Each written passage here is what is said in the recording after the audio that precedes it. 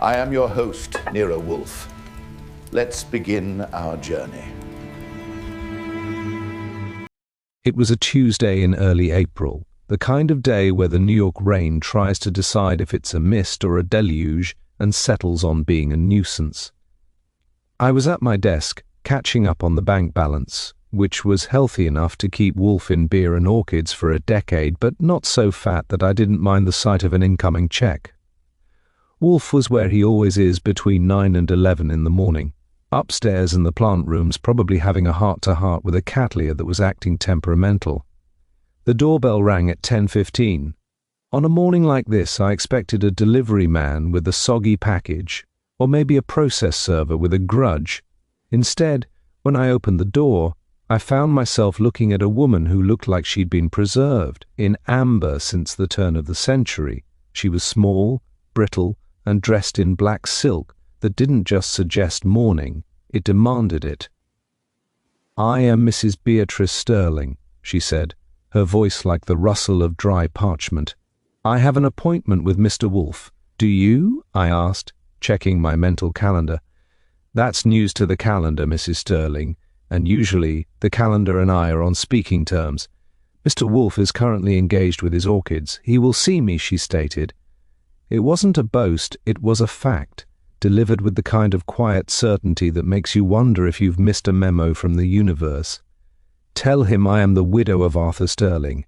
Tell him I have brought the Vinland vellum." I closed the door to keep the damp out and showed her into the front room. Arthur Sterling had been a name in the papers about 20 years ago, a collector of rare maps who'd managed to fall off a pier in Maine under circumstances that the local police called accidental and the insurance companies called expensive. The Vinland vellum was even more famous or infamous depending on which historian you asked. It was supposedly a map that proved the Vikings had a better grasp of the North American coastline than Columbus ever did, and it had been missing since Sterling's accident. I went to the house phone and buzzed the plant rooms. "Yes, Archie?" Wolfe's voice came through, sounding like a disgruntled bear interrupted during a nap. "Mrs. Beatrice Sterling is in the front room. She's small, black-clad, and claims to have an appointment. She also mentioned something called the Vinland vellum." There was silence on the other end. Not the usual silence of Wolfe deciding whether to be annoyed, but a heavy, thoughtful silence. "Bring her into the office," he said finally. "And Archie, ensure she has a chair that supports her back. She's 84 years old, and her husband was a man of singular obsessions." I did as I was told. By the time I had Mrs. Sterling settled in the red leather chair, the elevator was humming. Wolfe stepped out, looking like a mountain in a yellow silk vest, and made his way to his oversized desk. He didn't offer a hand. Wolfe views physical contact with the same suspicion he views exercise, but he gave her a nod that passed for a greeting. "Mrs. Sterling," he rumbled, settling his bulk into the chair that had been reinforced to handle his displacement. "It has been 2 decades since your husband's unfortunate demise. To what do I owe the honor of your presence and the mention of a map that most experts believe is either at the bottom of the Atlantic or a very clever forgery?" The old woman didn't flinch. She reached into a large, sturdy handbag and pulled out a tube of protective plastic. Inside was a piece of sheepskin that looked like it had seen better centuries. It was covered in faded ink, lines that traced a coastline that looked vaguely familiar yet tantalizingly wrong. "It is not a forgery, Mr. Wolfe," she said, her eyes locking onto him. "And it was not at the bottom of the Atlantic. It was in my husband's private safe, a safe the police never found. I am here because someone has tried to kill me for it twice in the last week, and because this morning I found this pinned to my pillow." She handed him a small, jagged piece of paper. On it, written in a cramped, precise hand, were the words, "The map is a lie, the blood is real, return the North or lose the rest." Wolfe looked at the map, then the note, then me. I could see the wheels turning behind his eyes. He hates cases that take him out of the house, and he hates being a bodyguard. But Wolfe has a weakness for things that are rare, expensive, and intellectually stimulating. A map that could rewrite history and a threat that sounded like it came from a frustrated cartographer were right up his alley. "You wish me to identify the person threatening you?" Wolfe asked. "No," Mrs. Sterling replied, a sharp glint appearing in her faded eyes. "I wish you to prove the map is real. If it is real, the threats are the desperate acts of those who fear the truth. If it is a forgery, then I have been living a lie for 20 years, and I would like to know who crafted it before I join my husband," Wolfe grunted, his fingers beginning their rhythmic dance on the arms of his chair. A request for intellectual justice. "Archie, take the map. Lock it in the safe. Mrs. Sterling, I shall require a list of everyone who knew of the safe's existence and everyone who has expressed an interest in your husband's estate in the last month. The brownstone, it seems, is about to become a centre for historical revisionism." I took the map. It felt cold, even through the plastic. As I walked to the safe, I caught Wolfe staring at the empty space where the woman had been sitting. He wasn't interested in the gold the map might be worth. He was interested in the lie. And in this house, a lie is the only thing Wolfe finds more offensive than a poorly seasoned drag-out. The following morning, the atmosphere in the brownstone shifted from its usual state of quiet study to one of crowded apprehension. Wolfe had directed me to summon the 4 individuals who had the most to gain, or lose, from the sudden resurrection of the Sterling legacy. By 2 o'clock, the front room felt smaller than usual, occupied by people who seemed to be measuring the furniture for its auction value. Wolfe remained upstairs, a tactical delay he used to let the suspects' nerves marinate in their own anxiety, while I played the role of the watchful sentry. First to arrive was Julian Vane, a man whose skin had the texture of an old topographical chart, and whose eyes seemed perpetually squinted as if searching for a hidden landmark. He was the city's preeminent authority on pre-colonial cartography, and he treated the office with a proprietary air that didn't sit well with me. He paced the rug, his hands clasped behind his back, muttering about carbon dating and ink composition. He was followed by Marcus Thorne, a man who looked like he'd been carved out of a block of granite and dressed by a tailor with a grudge. Thorne was an investment mogul with a private collection that was rumoured to be worth more than some small European nations. He didn't pace, he sat in one of the yellow chairs and stared at the safe where I'd locked the vellum, his gaze heavy with a predatory hunger. The third guest was Elena Sterling, the widow's niece by marriage, and a woman who wore her ambition like a sharp perfume. She was a sleek, modern creature who viewed the antique map not as a piece of history, but as a ticket out of the looming bankruptcy of her boutique gallery. She kept checking her watch and tapping a manicured nail against her leather handbag, a rhythmic sound that was starting to grate on my nerves. Finally, there was Dr. Aris Thorne, no relation to Marcus, a scholar from the university who looked as though he'd been pulled through a hedge backwards. His tweed jacket was fraying at the elbows, and he carried a briefcase that looked heavy enough to contain the history of the world.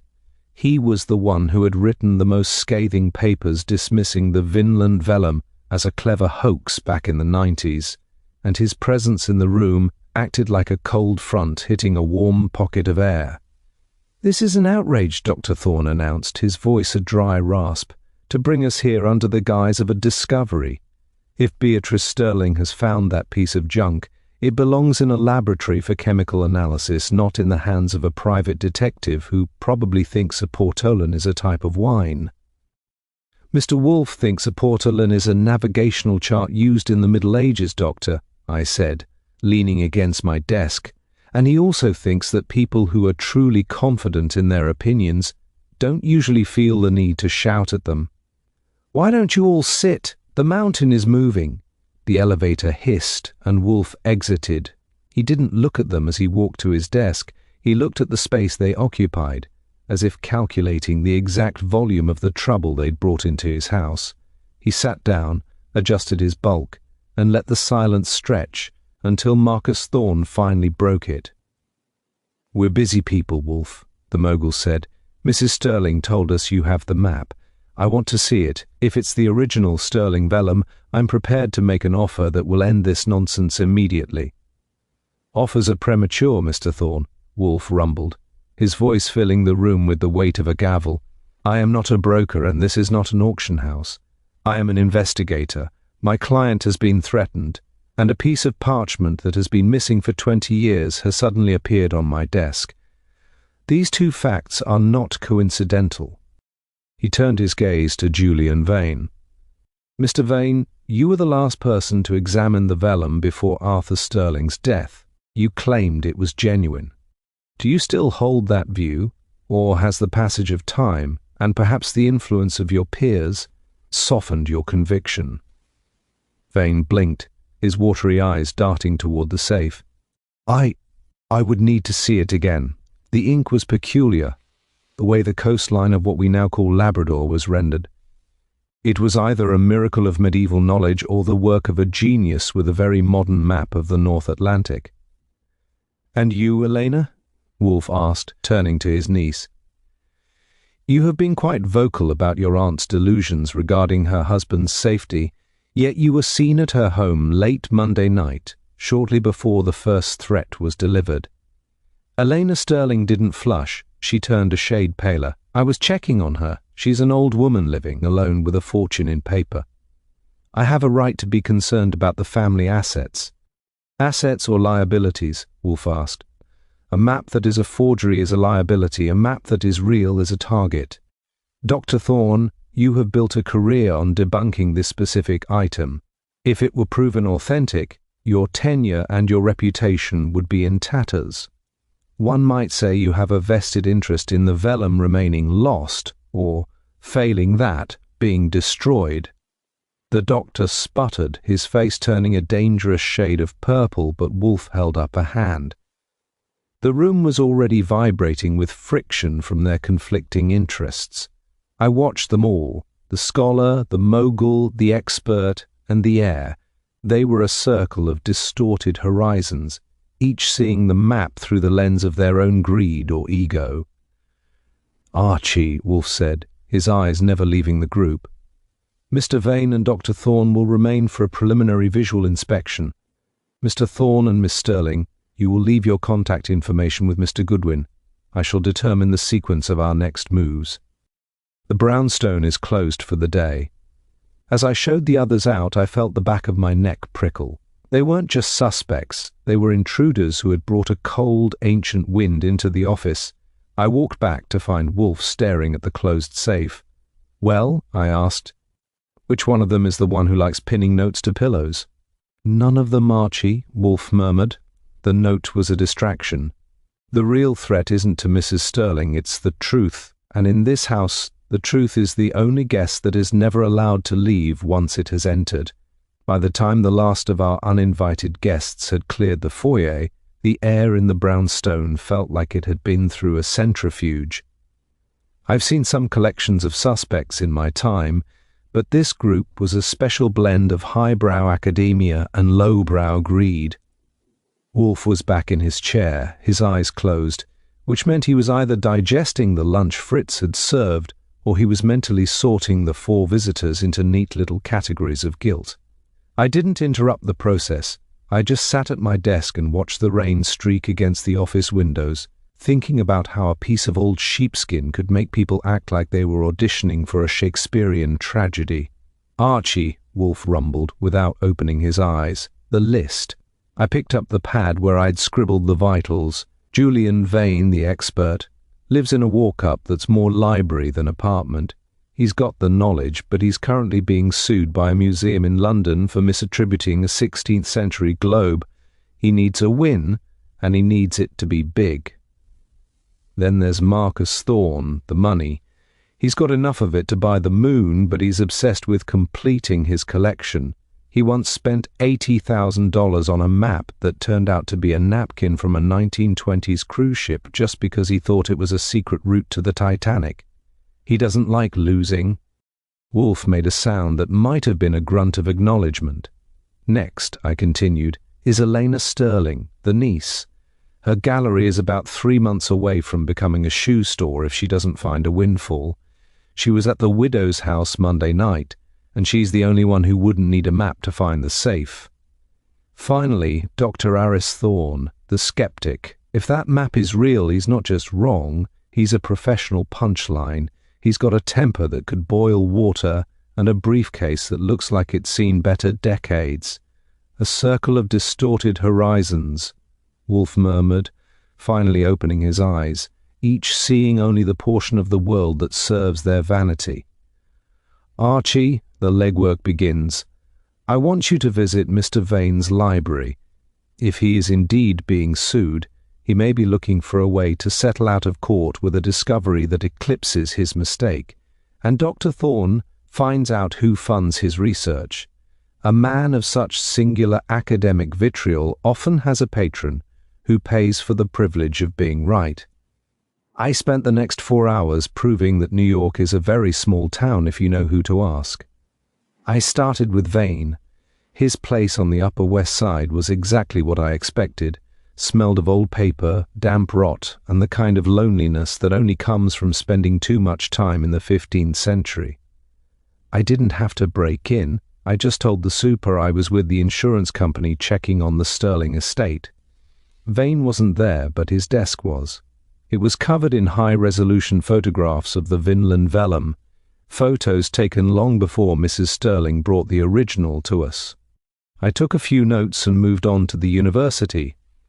Dr. Aris Thorne was in his office, surrounded by stacks of blue books and the smell of cheap tobacco. He didn't like me any better than he had at the brownstone. "You're wasting your time, Goodwin," he snapped, not even looking up from a paper he was bleeding red ink all over. "The vellum is a fabrication. Arthur Sterling himself created it to justify his ego.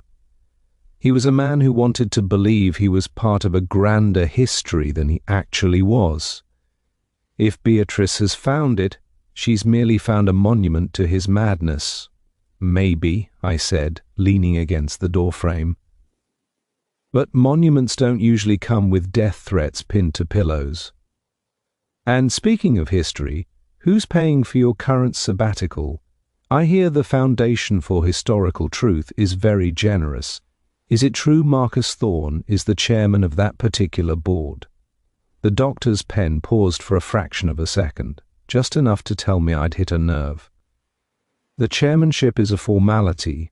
Mr. Thorne is a benefactor of the arts." "Sure he is," I said. "And I'm a benefactor of the footwear industry."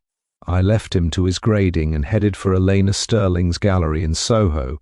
It was one of those places where the art looks like something you'd find at the bottom of a birdcage, but the prices suggest an angel painted it. Elena was there, looking stressed and drinking something green out of a glass. "Archie Goodwin," she said, her voice tight. "Has my aunt come to her senses? Is she going to hand the map over to a proper institution?" "By proper institution, you mean your gallery's creditors?" I asked. "I did a little checking on my way downtown, Elena. You've got a balloon payment due on the lease next Friday. That map would make a very nice down payment on a new life, wouldn't it? One where you don't have to check on your aunt's safe in the middle of the night." She looked like she wanted to throw the green drink at me, but she settled for a cold stare. "My aunt is senile. She doesn't know what she has. I'm just trying to protect the family legacy from people like Marcus Thorne and that charlatan Vane." I headed back to 35th Street as the city lights started to flicker on through the drizzle. My head was spinning with maps, foundations, and failing galleries. Every one of them had a reason to want that vellum, and every one of them had a reason to want the others out of the way. But as I walked up the steps to the brownstone, I realized I was still missing the why of the note. If they wanted the map, why tell her it was a lie? Why threaten her to return the north? I let myself in and headed straight for the office. Wolfe was still in his chair, but the air in the room felt different. He was staring at the globe by the window, his fingers interlaced over his middle. "Well?" he asked without turning. "Vane has photos he shouldn't have," I said, dropping my hat on the rack. "Dr. Thorne is on Marcus Thorne's payroll, and Elena is about to be evicted. It's a mess, but it's a consistent mess." "Consistency is the hobgoblin of small minds, Archie," Wolfe said, turning his chair to face me. "But we have a larger problem. While you were out exploring the motives of the living, someone decided to visit the sanctuary of the dead. Fritz found the back door unlatched 10 minutes ago, and when he checked the library, something was missing. I felt the blood drain from my face. The map? I put it in the safe." "Not the map," Wolfe said, his voice dropping to a dangerous rumble. "The map is where you left it, but the folder containing Arthur Sterling's original notes on the discovery, the ones his widow brought in this morning, is gone. Someone has trespassed in this house, Archie, and they didn't come for hoarding, they came for the evidence." I stared at the empty space on the side table where the manila folder had been resting only hours ago. The brownstone isn't just a house, it's a fortress of habit, and when a single piece of paper is out of place, it feels like a structural collapse. The fact that someone had breached the perimeter, bypassed the locks, and navigated the hallway without Fritz or myself hearing a peep made the hair on my arms stand up. It wasn't just a theft, it was a professional insult. "The back door was unlatched?" I asked, my voice flat. "I was already checking the window bolts. Fritz was in the kitchen the whole time. I was out, and you were upstairs with the orchids. That leaves a window of about 2 hours where the downstairs was as open as a public park, provided you have the right key."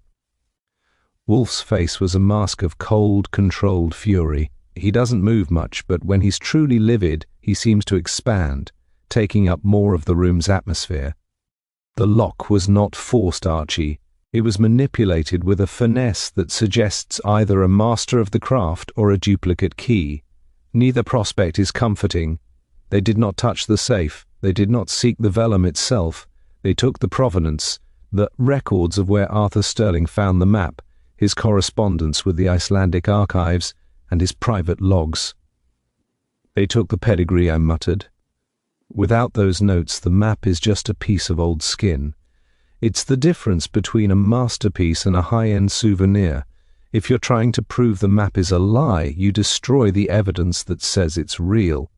Or," Wolfe interjected, his eyes narrowing to slits, "you take the notes to find what Arthur Sterling found but never disclosed. There was a reference in those papers, Archie, a mention of a second landmark not depicted on the vellum. I'd only glanced at it before my session with the plants. I went to the phone. I'm calling Saul Panzer. If someone is moving this fast, we need a set of eyes that doesn't mind the rain and doesn't blink." "Do so," Wolfe commanded, "and tell him to focus his attention not on the suspects' homes, but on the Sterling estate. If the notes were the target, the widow is no longer the primary concern. The ground she walks on is." By the time Saul arrived, the drizzle had turned into a steady, rhythmic drumming against the brownstone's stoop.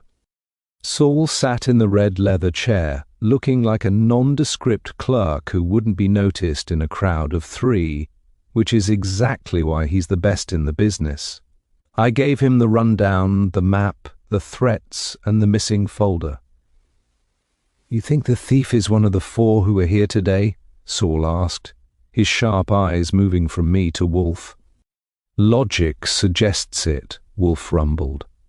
"But logic also suggests that an academic like Aris Thorne or a gallery owner like Elena Sterling lacks the stealth for such an intrusion. Marcus Thorne has the resources to hire a professional, and Julian Vane has spent a lifetime navigating the back alleys of the antiquities trade. Archie, you will return to the field. I want a timeline of Marcus Thorne's security detail for the last 6 hours, and I want to know why Julian Vane was seen at a locksmith's on 72nd Street 3 days ago. I'm on it, I said, grabbing my coat. Saul, keep an eye on the aunt. If someone stole those notes to find a second landmark, they're going to be digging in her backyard, literally or figuratively, before the night is out. My first stop was the locksmith. It was a dusty hole in the wall, run by a man who looked like he'd been born under a magnifying glass. A $10 bill and a little talk about checking for the Sterling estate opened him up. Yeah, Vane was here, the locksmith wheezed. Brought in an old skeleton key. I needed a brass double, said it was for a historical restoration project. Strange bit of iron, that original. It looked like it belonged to a door that hadn't been opened since the Civil War. I thanked him and moved to the Thorne Foundation. Marcus Thorne's office was a cathedral of glass and steel. I didn't try to get past the secretary. I went to the basement garage. A few minutes with the disgruntled parking attendant and another 10 spot confirmed that Thorne's private car had been idle all afternoon, but his special consultant, a man named Hatcher with a reputation for solving problems, had checked out a company sedan at 2:30 and returned it at 4:15. The mileage on the log was a perfect match for a round trip to 35th Street. The pieces were starting to clutter the board, but they didn't form a picture yet. Vane had a key and Thorne had a runner. Both could have made the hit on the brownstone. But as I drove back through the slick streets, something nagged at me. The note on the pillow, return the north or lose the rest. It wasn't a threat of death. It was a demand for a return. You don't ask someone to return something if you think they found it in a safe. You ask for a return if you think it was stolen from you. I walked back into the office at 7 o'clock. Wolfe was at his desk, staring at a beer he hadn't touched. Vane has a key that fits an old door, I reported, and Marcus Thorne has a man who was in the neighborhood when the folder went missing. But there's a hitch. If the vellum is a forgery, like Dr. Thorne says, then why is everyone killing themselves to get it? And why did the note say, the map is a lie? Wolfe looked up, a faint grim smile touching his lips. Because, Archie, a lie can be more valuable than the truth if it hides a greater secret. The trespass was not a failure of our security, it was a revelation of their desperation. They are not looking for a map of the past. They are looking for a map of a crime that has yet to be fully uncovered. Tell Fritz to serve dinner. We shall have the suspects here tomorrow evening for a final geography lesson. The whole crowd? I asked. The whole crowd, Wolfe said. And Archie, tell Saul to bring his shovel. I suspect the north they are looking for isn't in Canada. It's much closer to home. The following morning the brownstone was wrapped in a silence that felt less like peace and more like a held breath. Wolfe was in the plant rooms and Fritz was occupied with the silver, leaving me to my thoughts and a cold cup of coffee. The theft of the folder had changed the case's temperature. It's one thing to have a group of people arguing over a piece of old parchment. It's another thing entirely when one of them decides to walk through your back door and treat your library like a lending service. Around noon the phone rang. It was Saul Panzer, and he sounded like he'd been spending quality time with a rain-soaked hedge. "Archie," he said, his voice a low rasp. "I'm at Sterling in Connecticut. The aunt is fine, but someone else has been busy. About an hour ago a car pulled up, black sedan, Jersey plates. A man got out, but he didn't go to the house. He went straight for the old stone carriage house at the back of the property. He had a key, Archie. He was inside for 10 minutes and came out carrying a surveyor's transit and a bundle of stakes." "Did you follow him?" I asked, grabbing a pencil. I didn't have to. He drove half a mile down the road to the edge of the Sterling Woods, where the property line meets the old quarry. He started marking out a grid. But here's the kicker. He wasn't looking at the ground. He was consulting a set of papers. From where I was sitting with the binoculars, it looked exactly like the manila folder that went missing from 35th Street. "The second landmark," I muttered. "He's found the coordinates. Stay on him, Saul. If he starts digging, I want to know if he finds a treasure chest or a body." I hung up and headed for the elevator. I didn't wait for the 11 o'clock descent. I went up to the roof. Wolfe was standing over a bench of odontoglossum, a magnifying glass in his hand, looking as if he'd forgotten the rest of the world existed. "Saul's found our trespasser," I said, skipping the preamble. "He's at the Sterling estate, using the stolen notes to survey the woods near the quarry. He's got the folder and he's marking a grid. It looks like Marcus Thorne's man, Hatcher." Wolfe didn't look up from the orchid. "And did Saul observe the nature of the terrain? Old woods, rocky soil near a quarry. Why?" "Because, Archie, the Vinland vellum is a map of coastlines. One does not require a surveyor's transit to find a continent. One requires such precision only when the distance is small and the location is specific." The vellum isn't a map of a discovery, Archie. It is a cipher for a burial. He finally straightened, his face grim. Arthur Sterling did not find a Viking settlement. He found something far more contemporary and far more dangerous. He used the vellum as a mask, a way to record coordinates that would appear to be historical data to anyone who didn't possess the key. The note Mrs. Sterling found, "Return the North," is not about the Arctic. It's about the northern corner of that property. "A burial?" I asked, the coffee in my stomach turning cold. "You mean the gold, or the man himself?" "We shall see," Wolfe said. "Archie, I want you to perform a final task before this evening's gathering. Visit the Hall of Records. I want the deed history for the Sterling property, specifically the quarry section. And check the missing persons reports for the year Arthur Sterling fell off that pier. Not the big names, check for the labourers, the surveyors, the men who wouldn't be missed by anyone but a debt collector."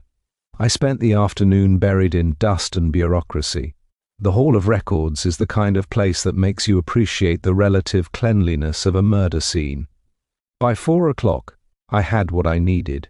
The quarry had been a point of contention between Arthur Sterling and a local development syndicate 20 years ago. The syndicate had gone bust shortly after Sterling's death, but not before one of their lead engineers, a man named Geoffrey Vance, had vanished into thin air. I drove back to the brownstone feeling like I was carrying a heavy weight. When I walked into the office, the lights were low, and Wolfe was already in his chair, a bottle of beer at his elbow. He looked at me, and I didn't even have to speak. I just laid the photocopies of the deed and the missing person report on his desk. "Vance," Wolfe murmured, reading the name, "a surveyor, a man who would know exactly how to hide a second landmark in a piece of sheepskin." "So Sterling didn't just find the map," I said. "He helped draw it. Or he killed the man who did. And now, 20 years later, the people who were part of that syndicate, or their heirs, want their cut of whatever is buried near that quarry." "Precisely," Wolfe said. "The Vinland vellum is the greatest forgery of the century, Archie, but not for the reasons Dr. Thorne believes. It is a map of a grave that holds the secret to a fortune in embezzled syndicate funds. And tonight we shall invite the map makers to explain their geography." He leaned back, his eyes closing. "Tell Fritz to prepare the office. We shall require 5 chairs this time, and Archie, tell Saul to come in from the cold. He has seen enough. The ghost in the library has finally revealed its name." As I moved to set the chairs, I looked at the safe. The vellum was still in there, a piece of old skin that had cost at least one man his life and was currently threatening several others. The pressure was off the brownstone. It was sitting right in the middle of the room, waiting for the sun to set. The rain had finally stopped, leaving the city in a damp, expectant shroud that mirrored the mood inside the office. Saul Panzer had slipped into the house through the kitchen, looking like he'd been dragged through the very quarry he'd been watching. He sat in the kitchen, drying off with a cup of Fritz's coffee, while I stayed in the office to help Wolfe prepare for the evening's festivities. The tension in the brownstone had reached a high, thin pitch, the kind that makes you want to check the safety on your shoulder holster every 5 minutes. "Signals from the shadow, Archie," Wolfe murmured, staring at the small, jagged note Mrs. Sterling had found on her pillow. The note was not meant to silence a widow. It was a signal to a partner who had grown impatient. A partner who knew that the vellum had surfaced and feared being left out of the final tally. The doorbell rang at exactly 8 o'clock. It wasn't the tentative chime of a polite guest. It was the aggressive demand of someone who felt they owned the place. I went to the door and found Marcus Thorne, his face a thundercloud of repressed rage.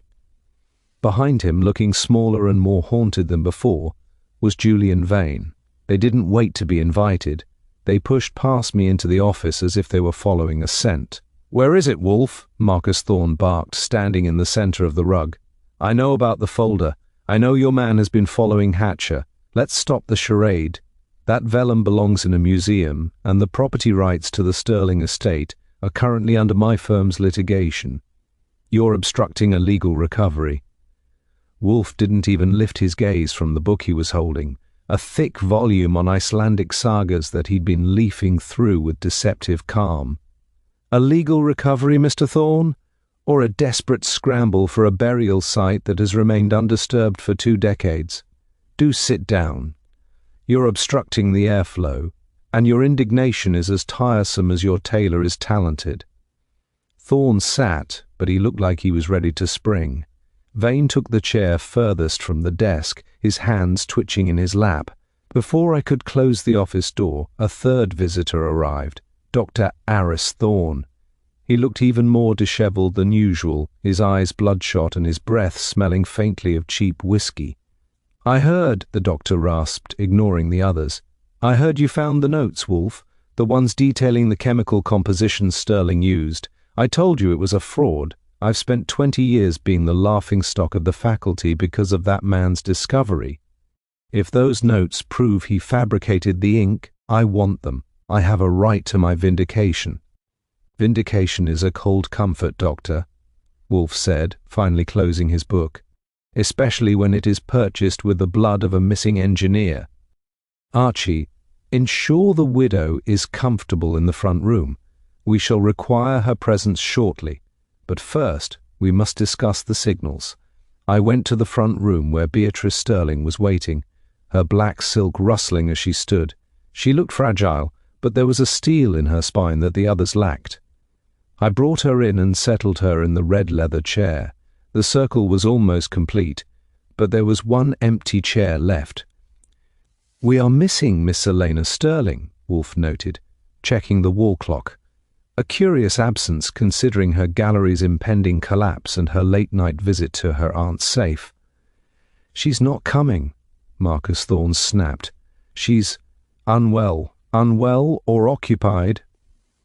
Wolfe's eyes snapped to Thorne's.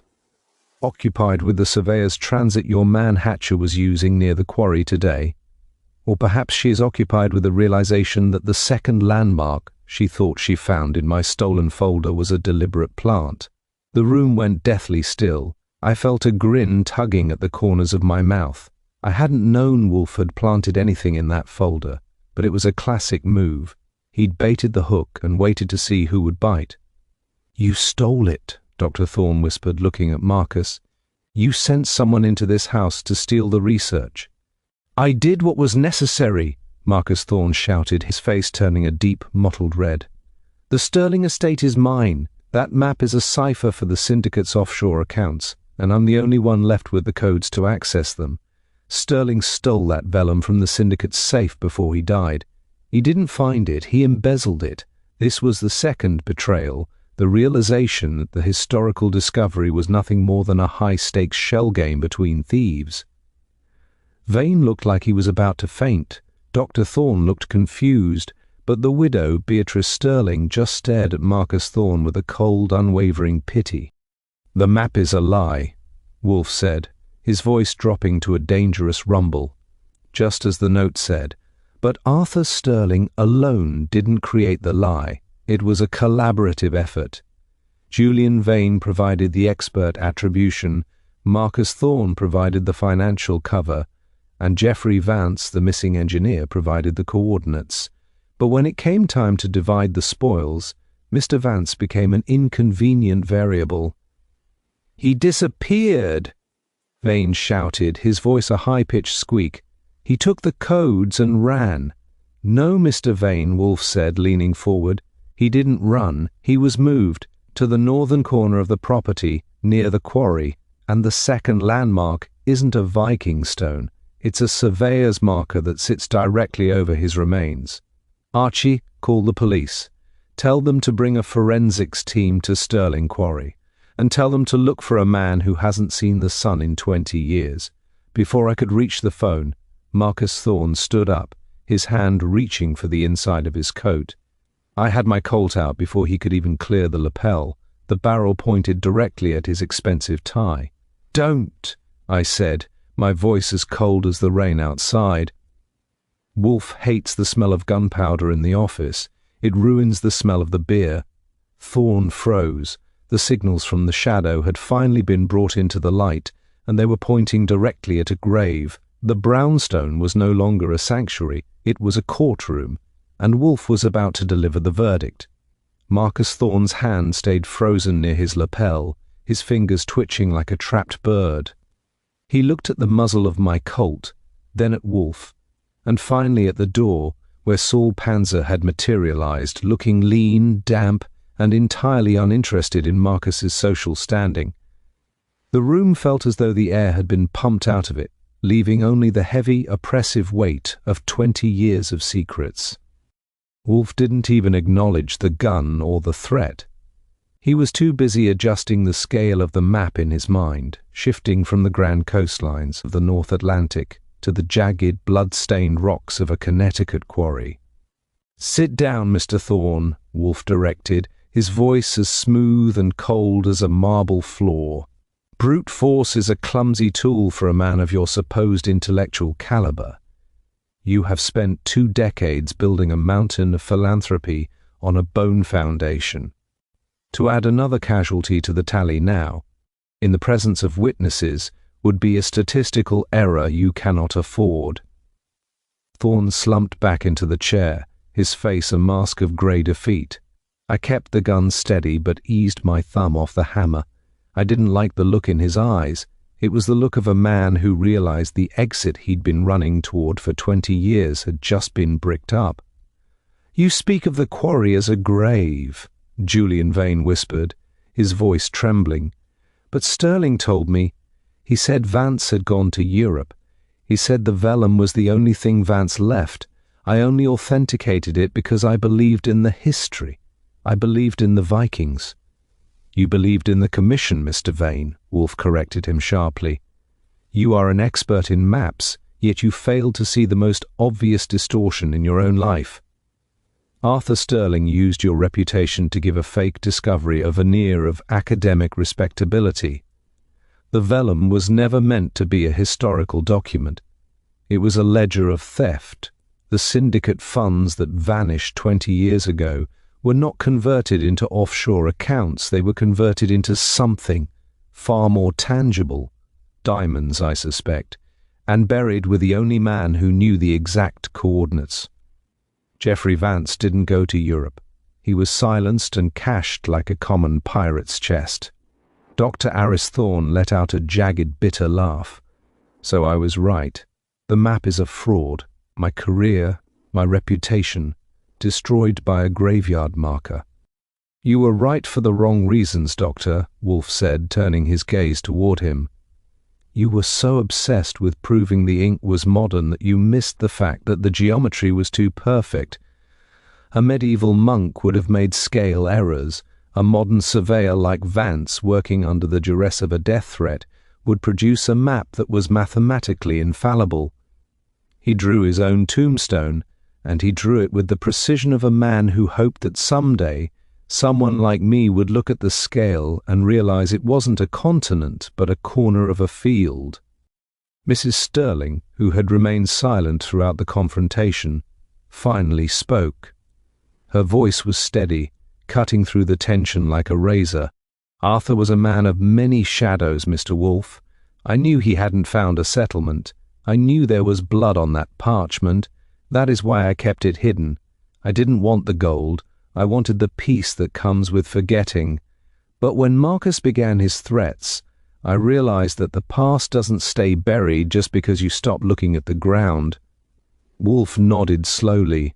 The Vinland vellum was a masterpiece of misdirection. By framing the coordinates in the context of a historical discovery, Sterling ensured that anyone who found the map would be too busy arguing over its authenticity to wonder what was actually lying 10 feet beneath the second landmark. He played on your greed, Marcus, and your vanity, Doctor. He even played on your niece's desperation, Mr. Thorne. "Elena," I said, catching Wolfe's cue. "She's the one who's actually at the quarry now, isn't she? She's the partner who sent the note to her aunt. She wasn't trying to protect the legacy, she was trying to force the widow's hand before the gallery went under. She probably thought she could dig up the syndicate's diamonds and be halfway to Switzerland before the police even found the bones." "Precisely," Wolfe said. She used the duplicate key Mr. Vane so conveniently provided for his restoration project. She is currently at the quarry with Mr. Hatcher, following the north indicated by the plant I left in the stolen folder, but they are not digging for diamonds, Archie. I took the liberty of shifting the coordinates in the folder. They are currently excavating a section of the quarry that was filled with reinforced concrete in 1945. They will find nothing but exhaustion. A look of pure, unadulterated shock crossed Marcus Thorne's face. The man who had spent his life manipulating markets and people had been outmaneuvered in a room he couldn't leave. Wolfe had adjusted the scale of the entire operation, turning their own greed into a trap that was currently springing 50 miles away. The real landmark, Wolfe continued, his voice dropping to a final, authoritative rumble, is not on the vellum. The vellum is, as the note correctly stated, a lie. The true map was hidden in the binding of Arthur Sterling's diary, the one item Mrs. Sterling kept in her sewing basket, not the safe. Saul, did you secure the diary when you visited the estate this afternoon? Saul reached into his damp jacket and produced a small, leather-bound book. He laid it on Wolfe's desk with a soft thud. The geography of a crime is never simple, gentlemen, Wolfe said, his eyes sweeping the room. It requires a sense of proportion that none of you possess. You were all so busy looking at the horizon that you forgot to look at your feet. Archie, the phone. Tell the state police that the diggers at the quarry are to be detained for trespassing, and tell Inspector Cramer that I have a collection of map makers in my office who are ready to discuss the location of a 20-year-old murder. As I picked up the receiver, I looked at the Vinland vellum resting in the safe. It looked like what it was, a piece of dead skin, a lie that had finally run out of places to hide. Wolfe leaned back in his chair, his fingers interlaced, his adjustment of the scale complete. The brownstone was no longer disturbed. It was the center of a world that had finally found its true north. The office was no longer a room, it had become a crucible. I stood near the door, phone receiver still warm in my hand after notifying the authorities, watching the 4 people trapped in the yellow chairs. They weren't looking at Wolfe anymore. They were looking at each other with a kind of raw, naked suspicion that usually precedes a riot. Marcus Thorne looked like he was suffering from a slow-motion stroke. Julian Vane was vibrating like a tuning fork, and Dr. Aris Thorne had sunk so deep into his tweed jacket he seemed to be trying to disappear into the fibers. Wolfe waited. He has a way of using silence that is more effective than a rubber hose. He let the clock on the mantel tick exactly 12 times before he spoke, and when he did, his voice was a low melodic purr that carried the weight of a death sentence. We have reached the point in our geographical survey where the map must be reconciled with the terrain, Wolfe began, his eyes drifting to the leather-bound diary Saul had placed on the desk. You all came here seeking the Vinland vellum, believing it to be the key to a buried fortune. You were correct in its purpose, but profoundly mistaken in its authorship. You attributed the brilliance of the forgery to Arthur Sterling. That was your first error. Arthur Sterling was a man of acquisitive passion, but he lacked the technical precision to create a map that would withstand decades of scrutiny. He was a collector, not a creator. Then who? Julian Vane rasped, his voice cracking. I saw him with the sheepskin. I saw the ink on his fingers. Ink on his fingers is not evidence of creation. It is evidence of handling, Wolfe snapped. Geoffrey Vance, the surveyor, drew the map. He was a man with a debt he could not pay, and a talent for cartography that exceeded his moral compass. But Vance did not draw it for Sterling. He drew it for the man who actually controlled the syndicate, the man who realized that a pile of stolen diamonds is a liability unless it is hidden behind a legend so grand that no one would dare look for the mundane truth beneath it. Wolfe's gaze shifted, moving slowly across the semicircle, until it landed unexpectedly on the one person who hadn't spoken since the police were mentioned. Not Marcus, not a doctor, not an expert. He looked at Beatrice Sterling. The old woman didn't move. Her black silk dress didn't even rustle. She sat as still as a statue in a graveyard, her eyes fixed on the empty air in front of her. "Mrs. Sterling," Wolfe said softly, "you told me you kept the map hidden because you didn't want the gold. You said you wanted peace. But peace is a rare commodity for a woman who has spent 20 years protecting the man who murdered Jeffrey Vance. Your husband did not fall off that main pier, did he? He was pushed, and he was pushed by the same hand that directed Vance to draw that map. A hand that has been moving the pieces of this game from the shadows since the very beginning." "What are you saying, Wolfe?" Marcus Thorne demanded, his voice shaky. "Sterling was the head of the syndicate. Everyone knew that. Everyone believed that," Wolfe corrected him, "because that is what the records, curated by a very specific bookkeeper, indicated. But Sterling was a front. He was a man of straw, elevated to a position of perceived power, so that the real architect could operate with impunity. When the syndicate began to collapse, the architect needed a way to cash the remaining assets. He used Vance to create the map, used Sterling to hold the map, and then systematically eliminated both men to ensure his own safety." Wolfe leaned forward, his massive frame casting a shadow that seemed to swallow the desk. And then he waited. He waited for the heat to die. He waited for the syndicate to become a memory.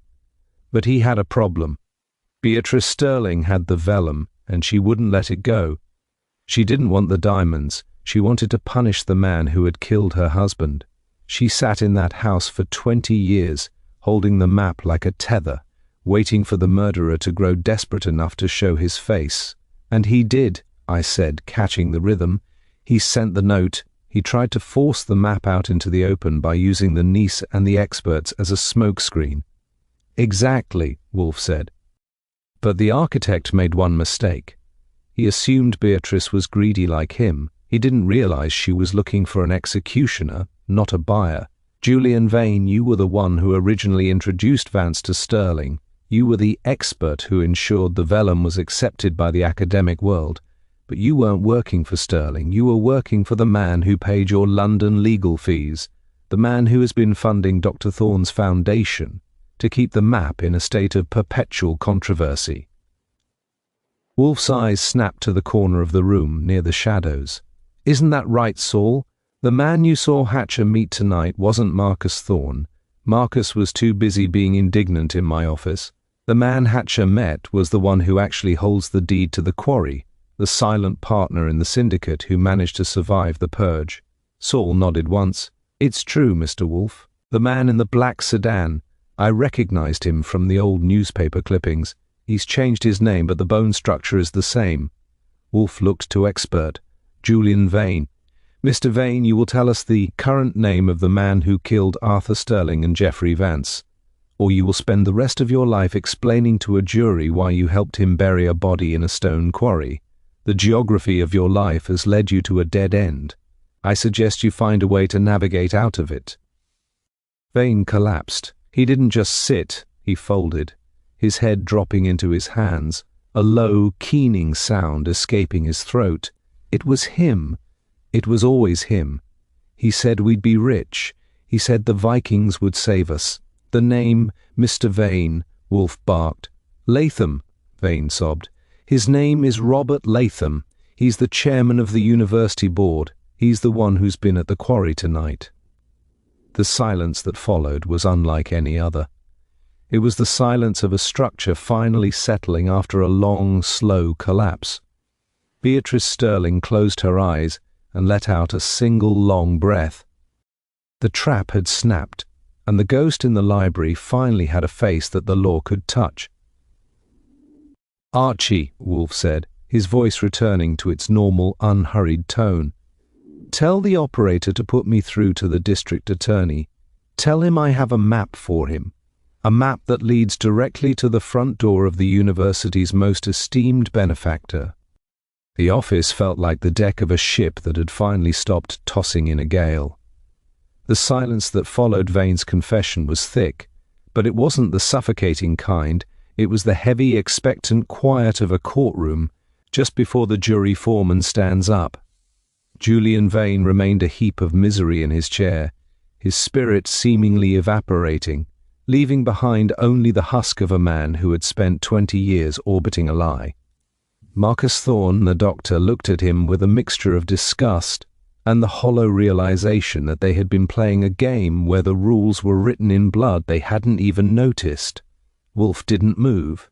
He sat behind his desk, the light from the desk lamp casting long, sharp shadows across his face, making him look like an ancient deity who had just finished weighing a soul. He picked up the receiver I handed him, his movements slow and deliberate. "Yes, put me through," Wolfe rumbled into the phone. "Mr. Anderson?" "Yes, Nero Wolfe. Sorry for the lateness of the hour. Justice, unlike your staff, does not keep office hours. I have in my office a Mr. Julian Vane, who is currently eager to discuss the particulars of a 20-year-old homicide and the embezzlement of the Sterling Syndicate funds. Yes, the Robert Latham matter. I believe you will find that the Vinland vellum is not a relic of the Vikings, but a very precise map to a crime scene in a Connecticut quarry. My man, Saul Panzer, is currently standing by a certain surveyor's marker that covers the remains of Jeffrey Vance. I suggest you dispatch your most competent team before Mr. Latham realizes the north he is searching for has become a compass pointing straight to a cell." He listened for a moment, his lips compressed in a thin line of professional satisfaction, then replaced the receiver on its cradle. He didn't look at the suspects. He looked at Beatrice Sterling. The old woman had straightened her black silk skirts, her face pale but her eyes burning with a cold, triumphant light. She had waited 20 years for this moment, sitting in a house full of shadows, and she finally had the one thing the syndicate's diamonds could never buy, the truth. "It is done, Mrs. Sterling," Wolfe said, his voice dropping to a low, respectful resonance. "The police are currently converging on the quarry. Mr. Latham's attempt to use your niece as a proxy for his own desperation has provided the final link. By tomorrow morning, the Vinland vellum will no longer be a mystery of history. It will be an exhibit in a murder trial. You may return to your home. The North has been restored." "Thank you, Mr. Wolfe," she said, her voice a whisper that carried the weight of a mountain. She stood up, looking fragile yet indestructible. She didn't look at Marcus Thorne or the doctor as she walked toward the door. She passed them as if they were dust on her husband's old maps. I showed her out, and as the front door closed behind her, I felt the tension in the hallway dissipate like steam. When I returned to the office, the scene was changing. The district attorney's men would be here soon to collect Vane and the others. Marcus Thorne was arguing with a lawyer on his cell phone, his voice a frantic hiss, and Dr. Thorne was staring at the floor, probably wondering if he could pivot his career into the psychology of forgeries. "They're all yours, Inspector," I said, as Cramer finally burst into the room, his coat flapping and his face the color of a ripe tomato. He looked at Vane, then at Marcus, then at the map in the safe. "Every time I think I've seen the weirdest thing in this city, Wolfe, you find a way to make it weirder," Cramer barked, gesturing for his men to take charge of the experts. "A Viking map that leads to a syndicate bookkeeper. If I put this in a report, they'll think I've been drinking the evidence. The weirdness, as you call it, Inspector, is merely the result of people attempting to dress their greed in the robes of antiquity," Wolfe remarked, watching as Vane was led away. "History is a convenient mask for those who find the present too incriminating. Once you strip away the vellum and the sagas, you are left with the mundane reality of a man who killed his partners to keep the spoils. It is not weird, it is merely sordid." Cramer grunted, jammed his hat on his head, and began barking orders. The office was soon empty of suspects, leaving only the smell of damp coats and the lingering scent of Beatrice Sterling's lavender perfume. Saul came in from the kitchen, looking like he'd finally warmed up. He gave me a wink and slumped into the red leather chair, his job done. I went to the safe, pulled out the Vinland vellum, and laid it on Wolfe's desk. It looked small now, almost insignificant. The lines that had supposedly traced the shores of a new world were just scratches on a piece of dead skin, a lie that had finally run out of places to hide. "So," I said, leaning against the desk, "the map is a lie, the blood is real, and the North is a quarry. I guess that wraps it up, although I'm still wondering about those diamonds. If Latham was digging in the wrong spot, where are they really?" Wolfe looked at the map, then the diary, then me. A faint, almost imperceptible smile touched his lips. "The diamonds, Archie, were never quarry. Geoffrey Vance was a surveyor, yes, but he was also a man who knew the value of insurance. He drew the map for Latham, but he gave the real coordinates to the only person he trusted, Arthur Sterling. And Sterling, in his own fit of poetic justice, didn't bury them in the earth. He used them to commission the creation of the vellum itself." "You mean—" I started looking at the parchment. "The ink, Archie," Wolfe murmured. Dr. Thorne was right about the ink being unusual, but he looked for chemicals. If he had looked for carbon-compressed dust, he would have found that the very lines of the map are composed of the ground-up remnants of the syndicate stones. Fortune was not buried near the landmark. It is a landmark. The Vinland vellum is the most expensive piece of cartography in existence, literally drawn with the spoils of the crime. I looked at the map with a new kind of respect and a little bit of a chill, a masterpiece of misdirection. Sterling literally hid the treasure in plain sight by turning it into a debate for scholars. "Precisely," Wolfe said, closing his eyes. "And now, Archie, if you have finished your geography lesson, I believe Fritz is waiting with the dinner. I find that the exposure of a 20-year-old deception has given me an appetite for something significantly more authentic than a Viking settlement." I turned off the desk lamp, leaving the office in the soft glow of the hallway light. The map sat there in the shadows, a shimmering, expensive lie that had finally been mapped to its end. As I followed Wolfe toward the dining room, I realized that in this house, the only thing more dangerous than a secret is the man who knows how to find it. The following morning, the brownstone was wrapped in a silence so thick and comfortable you could have upholstered a chair with it. The rain had vanished, leaving behind a sky the color of a freshly polished silver platter, and an air that felt lighter, as if the house itself had exhaled 20 years of stale secrets. I was at my desk, the typewriter clacking away as I finished the final report for the files. It's a ritual we have. Once the shouting stops and the handcuffs click, I put it all down on paper so Wolfe can forget about it and I can remember why we're still in business. Upstairs, the plant rooms were in full swing. Wolfe had been up there since 9, probably apologizing to his orchids for the lack of attention they'd received while he was busy rearranging the geography of a 20-year-old murder.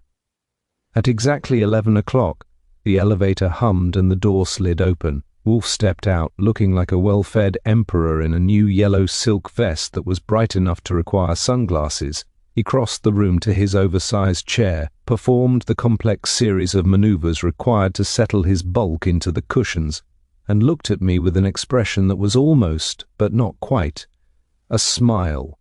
"The report is finished, I assume?" he asked, his voice returning to its usual deep, resonant rumble. "Just typing the period on the last sentence," I said, sliding the folder into the drawer. "The district attorney's office called an hour ago. They've got Latham in a cell, and Vane is talking so much they have to bring in extra stenographers. It turns out Latham had been planning to sell the Vinland vellum to a museum in Switzerland the moment he could get his hands on it. He figured once the map was in a vault in Zurich, no one would ever bother looking at the rocks in Connecticut again." Wolfe made a sound that might have been a grunt of approval. Mr. Latham's error was the common one of believing that distance equals safety. He forgot that the truth has its own inertia. Once it is set in motion, it does not stop at borders or oceans. "And the vellum?" I asked, leaning back in my chair. "Cramer took it to the police lab. They're still scratching their heads over your diamond dust theory. If you're right, that piece of sheepskin is probably the most expensive piece of evidence in the history of the state." Wolfe shifted his gaze to the globe by the window. It is a grotesque object, Archie, a fortune in stolen stones transformed into a cartographic whim. It represents the ultimate vanity, the desire to transform a crime into a monument. I have informed Mrs. Sterling that once the trial is over, she should consider donating the proceeds of the vellum's ink to a fund for the families of the syndicate's victims. It is the only way to cleanse the North of its history. She'll do it, I said. She looked like a different person when she left here last night, like she'd finally put down a suitcase she'd been carrying since 1906. But what about the map itself? Is it still a Viking discovery in the eyes of the world? The world may believe what it wishes, Wolfe said, his voice dropping to a final authoritative note. Truth is not a matter of consensus. The vellum is a forgery, meticulously crafted by a man under the shadow of death. Whether it proves the Vikings reached these shores is irrelevant. It has proven that the geography of the human soul is far more treacherous than any coastline. We are all mapmakers, Archie, tracing the roots of our own desires and hoping the world doesn't look too closely at the scale. Fritz appeared in the doorway, announcing that lunch was served. We moved into the dining room, where the table was set with its usual impeccable grace. The menu was a simple but elegant poulet en gelée, followed by a salad of bitter greens. There wasn't a map, a coordinate, or a drop of diamond dust in sight. As Wolfe took his first bite, a look of profound satisfaction spread across his face, a man who had successfully defended his borders and restored the sanctity of his house. "You know," I said, as I buttered a roll, "Saul told me that Hatcher and Elena Sterling are still trying to explain to the police why they were digging in a concrete-filled quarry at 3 in the morning. Apparently, they broke 2 shovels and a pickaxe before the patrol car arrived."